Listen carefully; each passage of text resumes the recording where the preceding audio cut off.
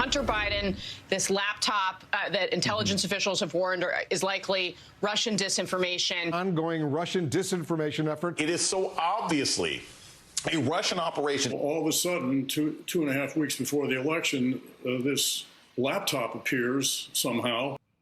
Well, it only took 4 years for them to catch up to what we were saying back then. Well, today, after opening arguments in Hunter's trial on gun charges, the prosecution introduced his laptop into evidence.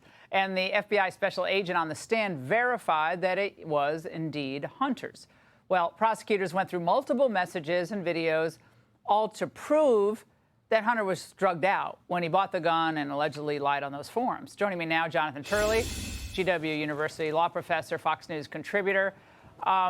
Professor, with all the evidence today, what do you think Hunter's defense team is going to do to try to thwart it? Well, it's one of the most curious trials I've ever seen unfold because there really isn't a defense here. I mean, the form is quite straightforward. It asks, are you a drug user? And basically, the trial began with Hunter Biden being called to testify against Hunter Biden. I mean, they read from his book that said that he was an addict, that he was at times taking a hit of crack every 15 minutes. And not only that, but the prosecutors went ahead and introduced evidence that blew away the defense that was just suggested to the jury, because the defense said that he didn't knowingly lie on the form and suggested that he might have just been drinking heavily during that period, not using drugs. But they have a text from the very next day in which he's trying to reach a character named Mookie to get drugs behind a high school sports stadium. And then the day after that, he tweets how he was doing crack on the hood of a car. All of those locations, by the way, are within a couple of miles of the courthouse. Well, those are interesting names for drug scores. The jurors in this case, Jonathan, seem to be, according to one account, pretty bored. They were increasingly bored with the first witness's testimony, which is largely focused on Hunter Biden's audiobook version of The Beautiful Things. Now, some jurors were slumped over in their chairs, have their heads in their hands as Hunter's narration of the book was heard in court. Is that a problem for the prosecution or to be expected? Well, it sort of reflected the book sales, and the jury seemed to have the same reaction. Convicted on a bad book.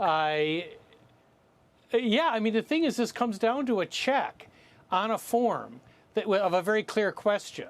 And so if you're going to apply the evidence in the law, the case ended about 30 seconds after it began. But I think that's the telling issue. Why wouldn't Hunter Biden plead guilty to avoid or at least reduce the chances of his going to jail when he doesn't have a plausible argument here? And the answer is that this may be a jury nullification defense. That is, they're hoping that the jury will be sympathetic over his struggle with addiction. And his book really has very powerful sections. I mean, they're quite moving, where he talks about how this took over his life. And also, this is Wilmington. This is the hometown of Joe Biden. And they may be hoping that those two factors can come into play to get jurors to look beyond the evidence and beyond the law, either for a hung jury or an outright nullification. And having the First Lady in that courtroom sitting behind Hunter really brings that home.